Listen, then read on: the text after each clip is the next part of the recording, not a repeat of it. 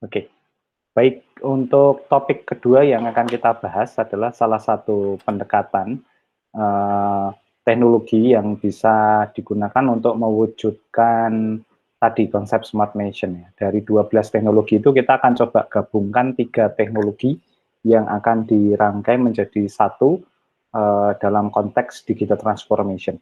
Nah, kenapa alasannya kita gabung? Karena sebenarnya 3 ini tidak bisa berdiri sendiri dan masing-masing punya elemen yang cukup esensial untuk mendukung terciptanya tadi cyber physical system yang bermain di daya dukung terhadap apa namanya smart nation tadi. Nah, saya akan coba share materinya. Oke. Nah, 3 teknologi yang akan kita bahas di awal sebagai salah satu, ini juga sebagai salah satu strategi ya, dalam konteks kita mengimplementasikan teknologi-teknologi di cyber physical system, itu sebenarnya strateginya bukan kita develop satu-satu, itu akan terlalu lama dan akan effortnya itu berulang. Nah, kuncinya sebenarnya di cyber physical system itu sekali lagi di konvergensi. Nah, kalau konvergensi itu maksudnya adalah kita mengkombinasikan agar memaksimalkan potensi dari masing-masing apa namanya teknologi itu. Nah, sehingga nanti kita kayak ya peribahasa itu ya, jadi sekali dayung kita bisa mendapatkan banyak manfaat lah begitu. Nah, ini yang ingin kita lakukan. Nah, kalau dalam bahasa organisasi atau bisnis ya, kita ingin menciptakan memaksimalkan potensi atau manfaat sebesar mungkin dan kemudian meminimalkan risiko juga seminimal mungkin gitu ya. Nah, teknologi yang biasanya akan kita gabung pertama adalah fondasinya tadi ya, konsepnya pertama adalah kita akan menuju ke open data. Nah, di open data ada 3 elemen yang harus dikembangkan. Pertama adalah teknologi data, kemudian teknologi cloud, dan teknologi analytics. Nah, 3 komponen ini menjadi penting karena kalau orang sering membahas mengenai konsep digital transformation, maka sebenarnya kuncinya ada di 3 ini. Nah, jadi ada kekuatan data. Data ini kan otomatis tidak hanya data pure ya, tetapi aplikasi, sistem, teknologi yang bisa memantik munculnya data yang lengkap itu menjadi salah satu pre-request atau persyaratan inti untuk bisa dikerjakan. Kemudian cloud teknologi, dalam hal ini internet ya. Tapi kalau bedanya dengan internet apa? Cloud teknologi itu tersedianya layanan berbasis internet. Jadi nggak cuma jaringan internetnya, tapi kontennya juga ada, aplikasinya juga ada. Nah, kemudian tidak berhenti di situ, tapi memanfaatkan data ini untuk kemudian melakukan analitik. Jadi di Smart Nation itu banyak sekali nanti hasil analitik yang di-provide yang memang orientasinya itu untuk kepentingan tadi menjawab pertanyaan-pertanyaan mendasar dari Smart Nation. Nah, mari kita coba diskusikan. Nah, di konsep ini, di konsep teknologi ini sebenarnya ada 5 manfaat yang ingin atau karakteristik lah yang ingin dicapai. Jadi yang pertama itu melibatkan manusia seminimal mungkin, dalam artian humanless. Tetapi konsepnya tadi, seperti pertanyaannya Mas Genardo tadi, bahwa kita tidak menghilangkan sebenarnya orang ya terhadap pekerjaannya, tetapi mengajak agar orang itu pindah ke posisi yang lebih smart ya, dengan kemampuan lebih ya. Jadi yang dulunya menjadi operator itu menjadi orang yang punya kemampuan smart data verification misalnya semacam itu. Yang dulunya jadi data entry gitu ya, data entry operator menjadi data engineer gitu ya. Dan dulunya jadi data engineer jadi data scientist. Nah, dari data scientist nanti menjadi data intelligence gitu, menjadi business intelligence dan seterusnya. Nah, ini yang ingin dikejar. Sama akuntan, dari akuntan yang tugasnya mengentry laporan keuangan itu menjadi seorang akuntan yang analis gitu. Kalau saya sepakat menyebutnya sebagai akuntan yang engineering gitu. Ya, kemudian nanti menjadi akuntan arsitek gitu ya. Akhirnya ujung-ujungnya bersatu menjadi business intelligence, sebenarnya sama. Nah, kemudian yang kedua terciptanya data yang tidak sekedar hanya akurat atau tepat, ya, tapi precise. Ya. Jadi precise itu mendukung pengambilan keputusan dengan sangat teliti atau jeli gitu ya.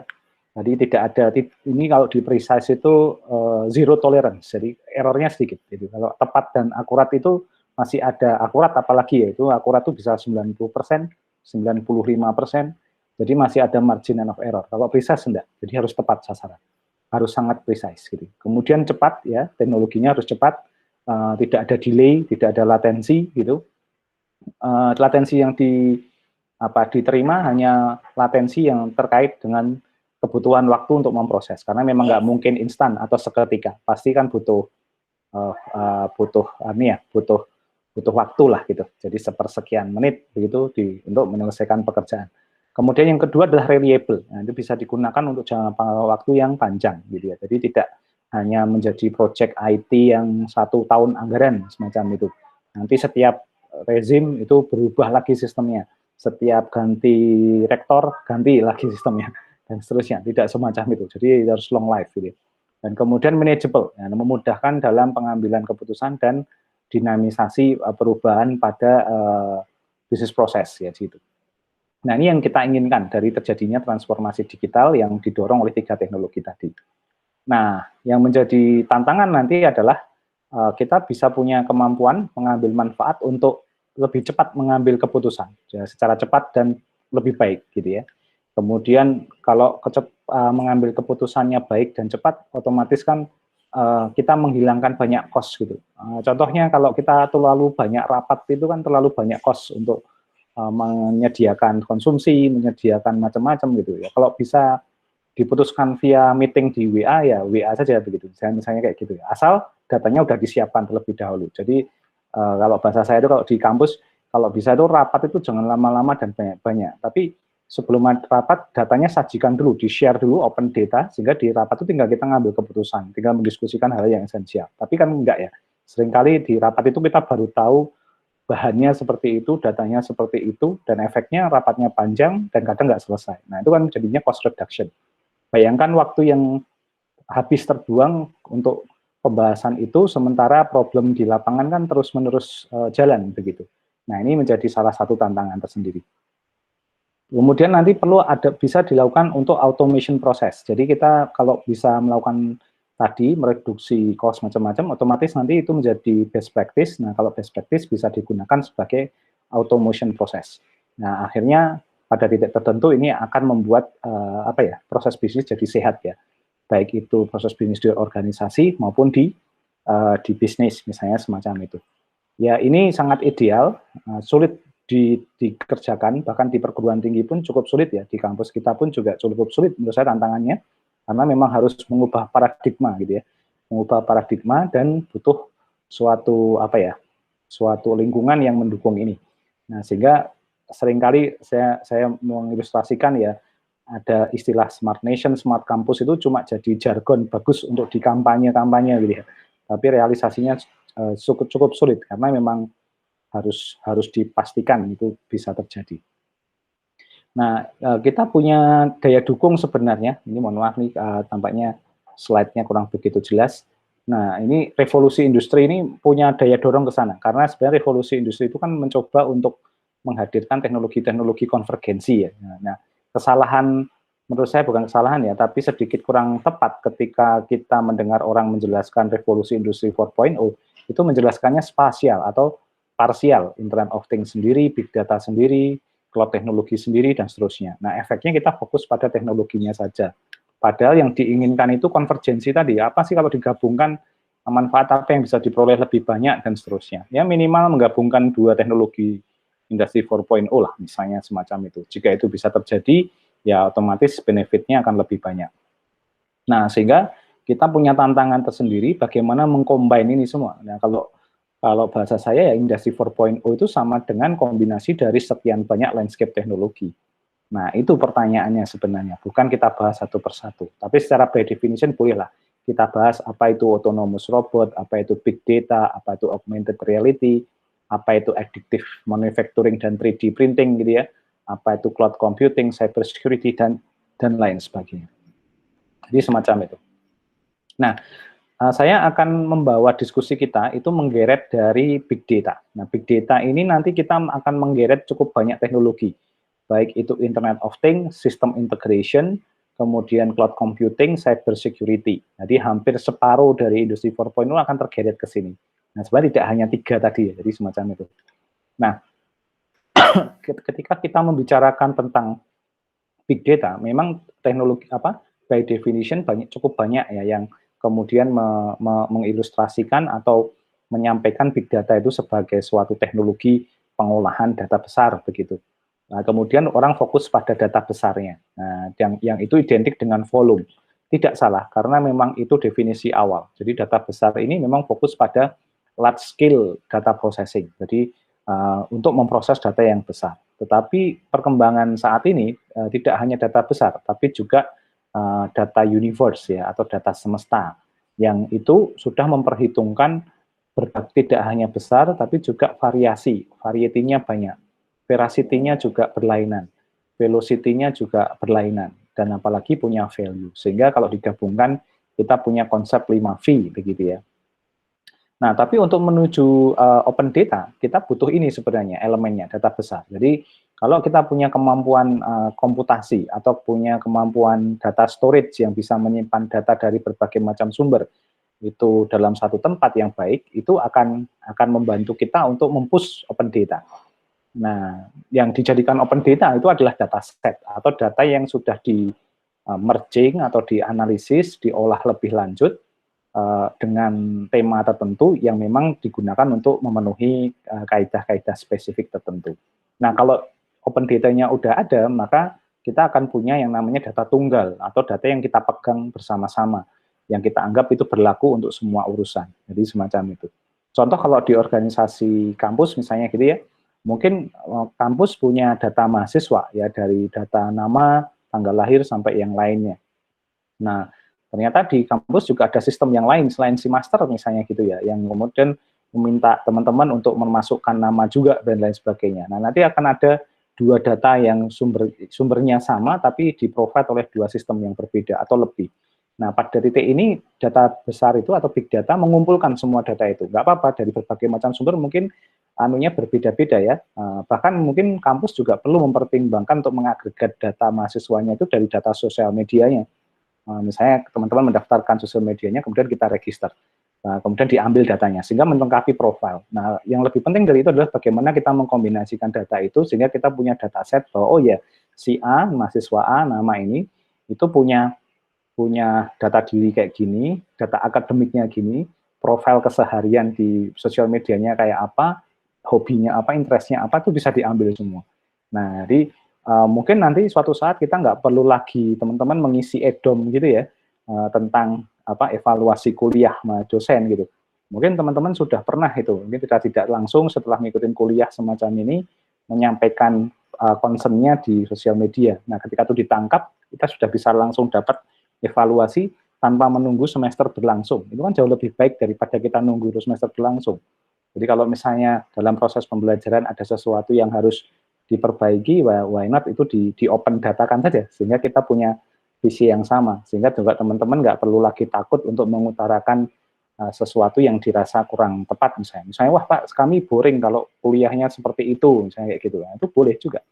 Kan kalau di sosial media kan kita bisa melihat komen itu kan dari sisi sentimennya ya, mau sentimen analisis, sentimen netral, positif, kan bisa semua. Jadi itu kemampuannya, dan itu kita butuh sekarang. Jadi nggak melulu data akademik yang ada di si master. Ya. Jadi kalau bahasa saya itu membuka wawasan atau wacana melihat suatu objek atau isu itu dengan sudut pandang yang 360 derajat gitu ya.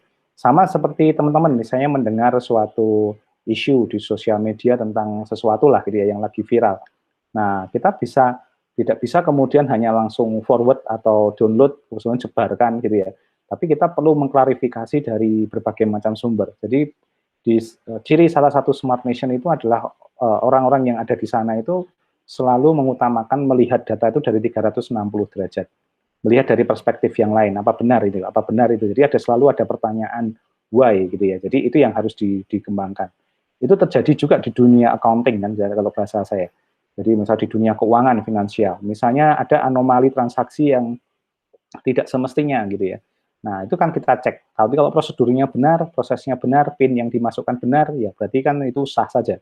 Tapi kalau kemudian itu didorong dengan, oh ternyata jumlah yang ditarik tidak biasanya, dan itu dilakukan dengan log aktivitas di ATM atau di internet banking yang tidak biasa. Nah, kita baru bisa mengkategorikan itu sebagai fraud, kan begitu. Jadi harus open jadi itu. Nah, ini yang potensi-potensi itu bisa dilakukan. Nah, secara karakteristik big data itu punya 5 jenis ya, 5 ciri, 5 karakter. Meskipun secara teori big V-nya itu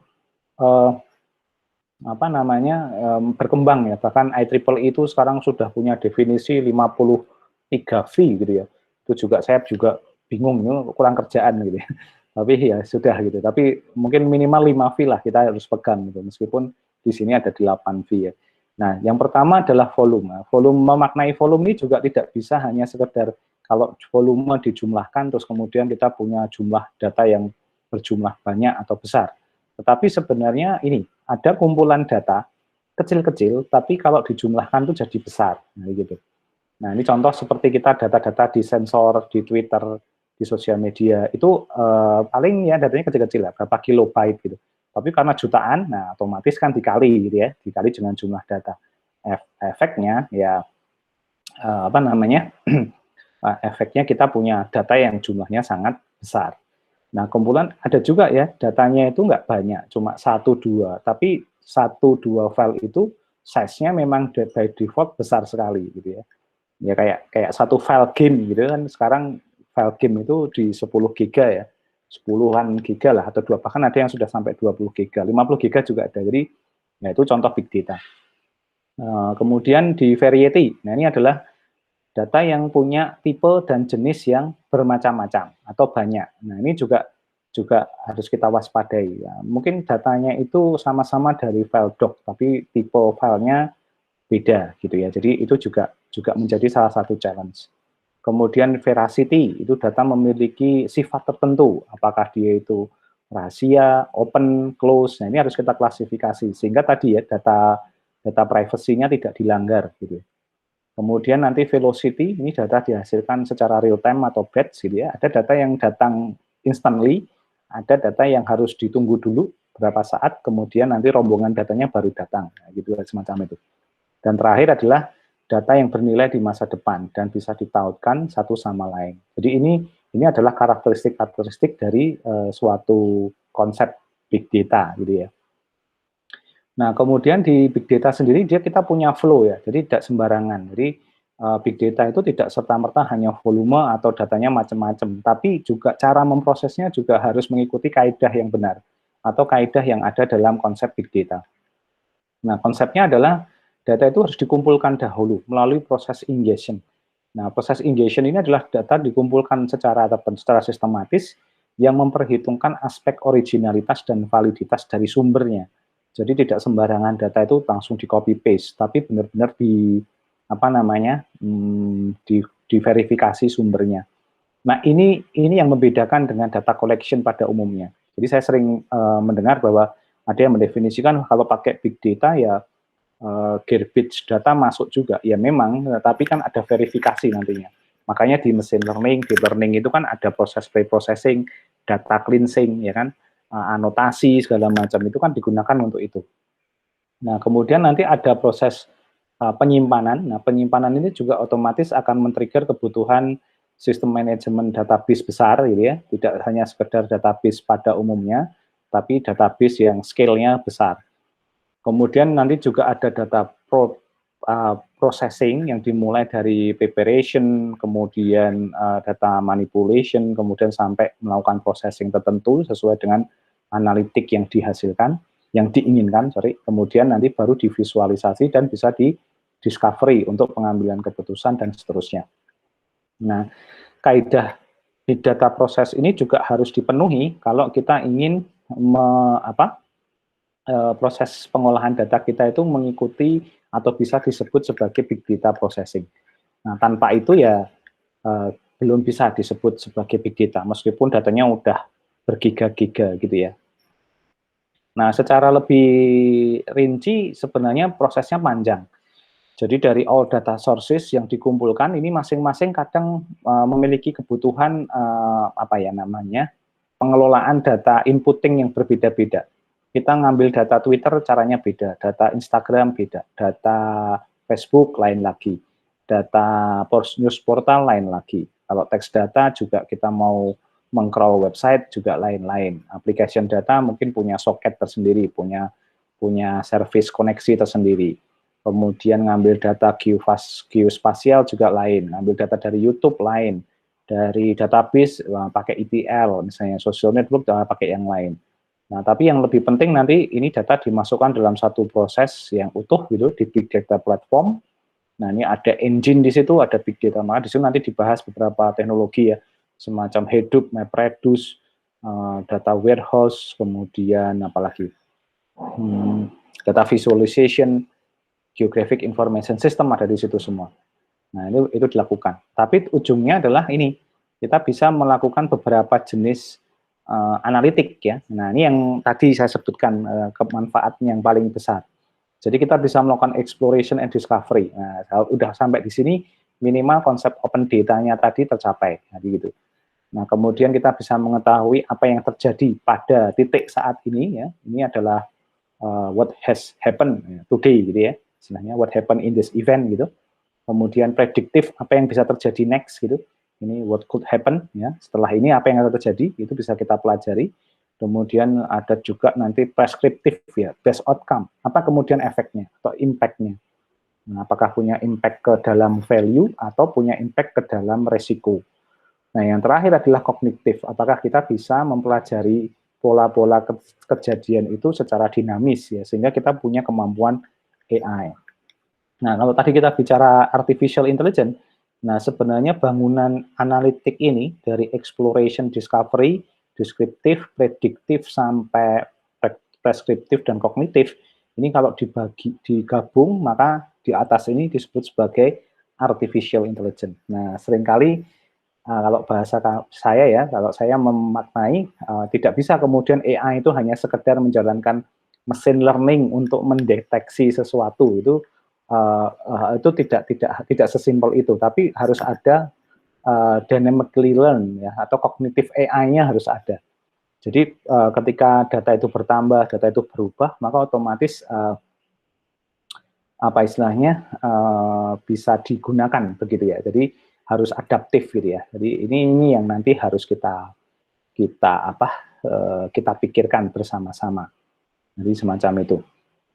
Nah, kemudian ini kan tadi cukup banyak ya yang bisa kita lakukan, sehingga kemudian salah satu strategi untuk bisa memenangkan ini ya kita butuh roadmap sebenarnya. Semua teknologi nanti butuh roadmap, kemudian nah ini didukung tadi ya perubahan paradigma dari sumber daya manusia yang ke dari yang sifatnya operator jadi engineer, dari engineer jadi scientist, nanti yang scientist jadi intelligence ya, semacam itu juga penting. Nah, kemudian yang paling penting lagi ini ada aspek perubahan yang didorong oleh menjadikan digital strategi ini menjadi culture ya dari suatu nation.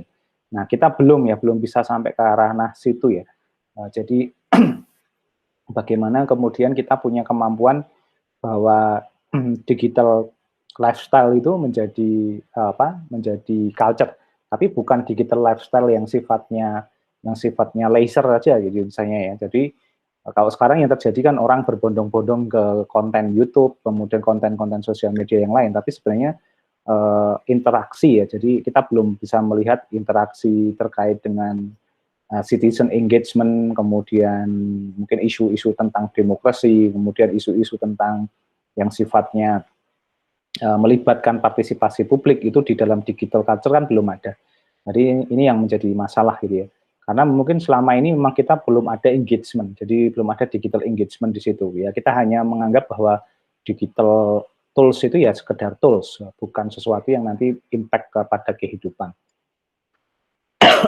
Nah, dari sini kita butuh proses panjang untuk melakukan inovasi ya itu. Nah, saya pikir juga sebagai contoh baik ya memang kita mengakui ya inovasinya Gojek itu cukup luar biasa karena dia bisa mengubah landscape kehidupan begitu mudahnya. Nah, ini yang kita maksudkan itu semacam itu. Jadi dan sehingga teknologi menjadi daya dorong untuk memunculkan yang lainnya.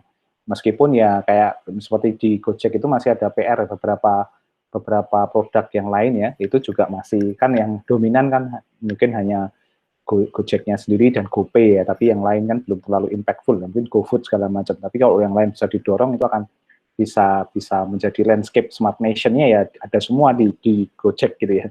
Dan kemudian kekuatan data dan analitik nih yang nanti jadi PR tersendiri untuk bisa mengeluarkan.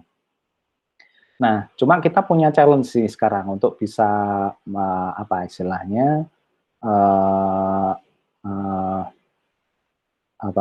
apa namanya bisa kita lakukan ya. Jadi kita akan coba definisikan bahwa sebenarnya ketika kita menjalankan suatu jalan ekosistem tertentu, maka sebenarnya kita punya ini ya, punya konsep bahwa suatu permasalahan di suatu smart nation atau di suatu negara itu kan yang kelihatan di permukaan itu kan baru yang visualize gitu ya. Kemudian di bawahnya ada yang permasalahan yang berpola. Berpola itu selalu muncul ketika ada pola tertentu.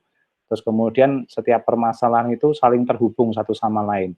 Nah, kalau digabungkan kita punya deep problemnya atau problem inti. Nah, pada konsep ini sebenarnya kalau kita melihat hal semacam ini, maka salah satu peluang bagi teknologi untuk masuk adalah tadi teknologi big data, kemudian mengarahkan beberapa konvergensi cyber physical system untuk menghasilkan solusi yang berbasis artificial intelligence, karena artificial intelligence itu kan menyelesaikan permasalahan yang sifatnya itu berpola dan terhubung satu sama lain.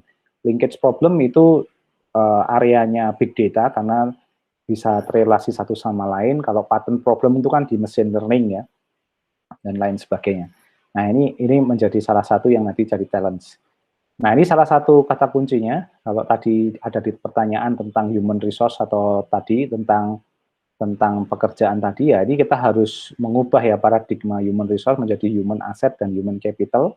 Nah, ini juga menarik ya, kalau sebenarnya di cyber physical system yang mendukung smart nation itu kita ingin mendorong human resource yang sekedar jadi pekerja itu menjadi human asset yang punya idea, collectivity, integrity, dan growth gitu ya.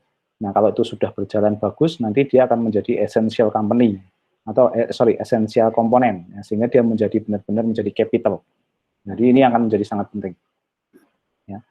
Nah, sehingga ini juga problem kita, ya, semuanya berkontribusi pada permasalahan yang harus diselesaikan, sehingga dengan gambar ini sebenarnya kita ingin menunjukkan bahwa untuk solving banyak problem ini, ya kita harus berkolaborasi ini antara pemerintah, industri, startup, education system, dan juga masyarakatnya harus mau berubah juga. Jadi ini akan menjadi salah satu menjadi salah satu yang penting ya bagi kita untuk bisa menyelesaikan.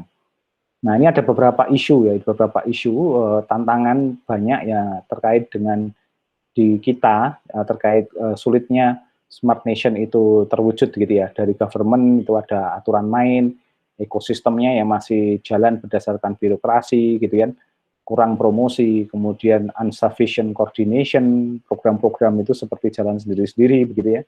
Kalau di industri juga ada permasalahan begitu, kadang industri itu kita anggap masih selfish gitu ya, masih mementingkan kepentingan bisnisnya.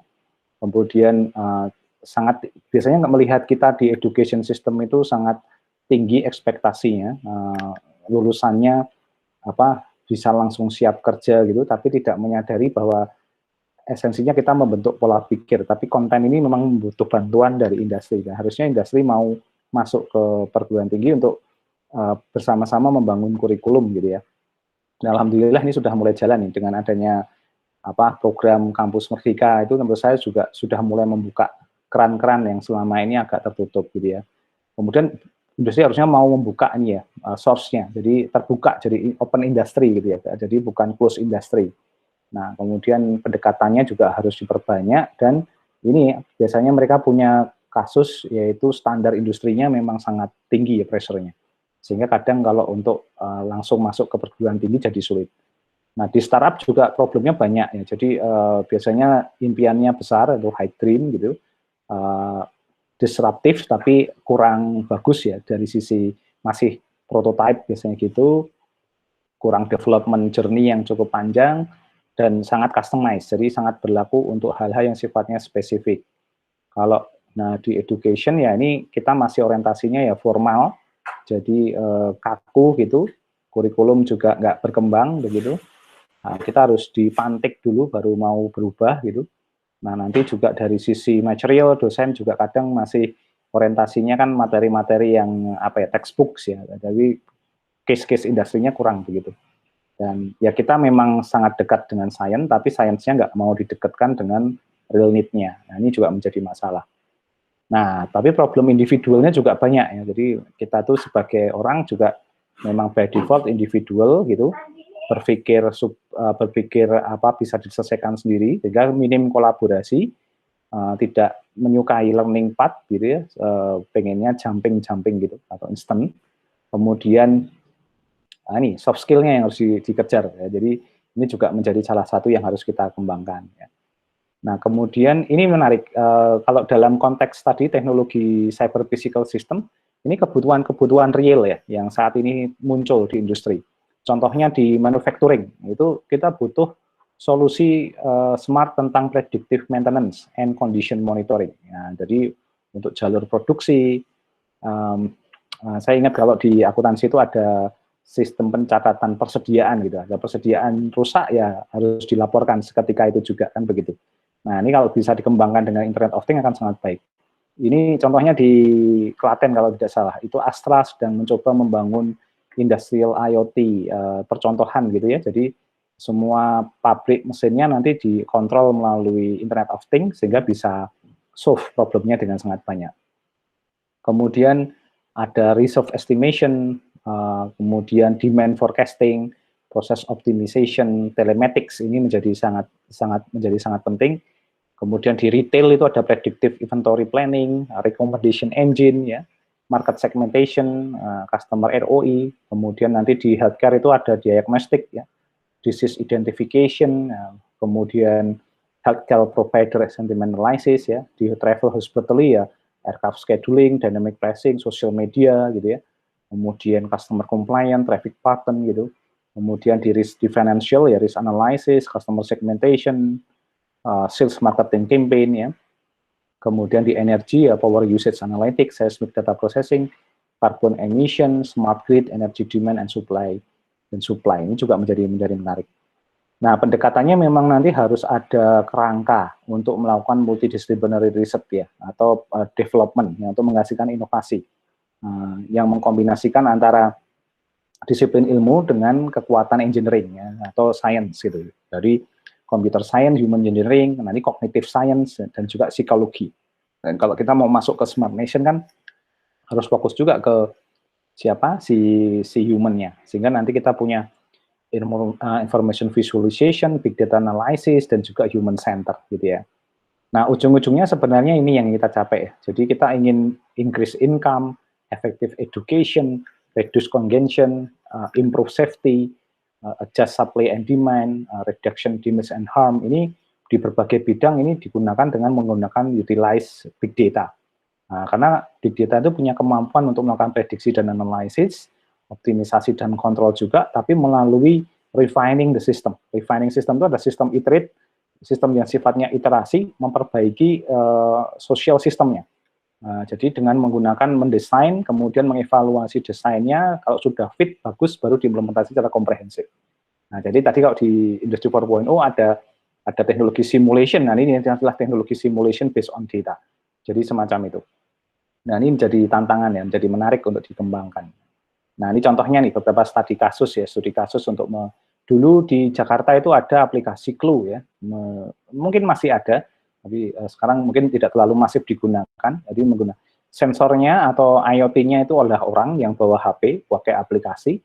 Begitu dia melihat ada kerusakan, ada sesuatu yang tidak benar, dia langsung potret, kirimkan pakai aplikasi, aplikasi langsung mencatat kejadiannya, keterangannya, dan juga lokasinya, dan kemudian secara intelijen dia sebar informasi itu ke pihak yang punya kepentingan atau yang pemerintah yang bertanggung jawab.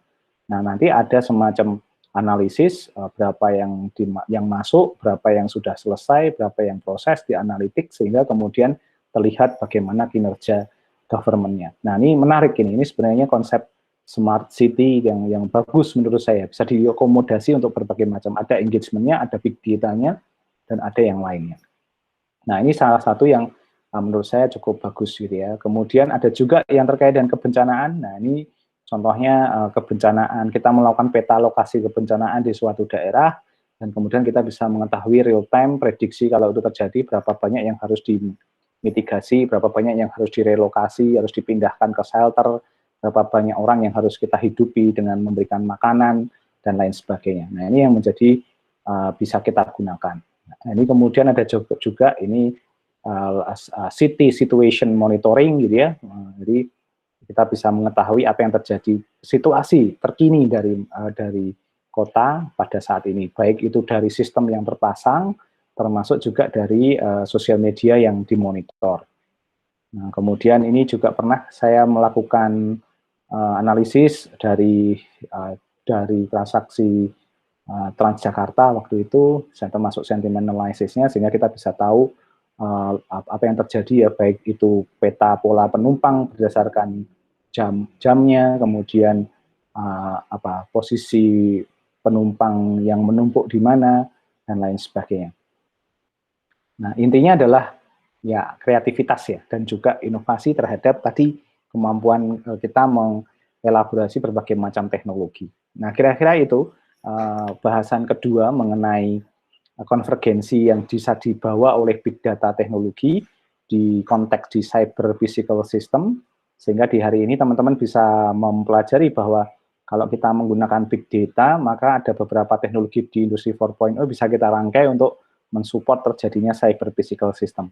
Yang tadi ya, open data-nya bisa didapatkan, living lab-nya kita bisa mendapatkan, ekosistemnya juga makin bagus karena datanya tersedia, teknologi tersedia, dan akhirnya muncul engagement. Nah, kira-kira begitu. Baik, kalau ada pertanyaan silahkan disampaikan kembali.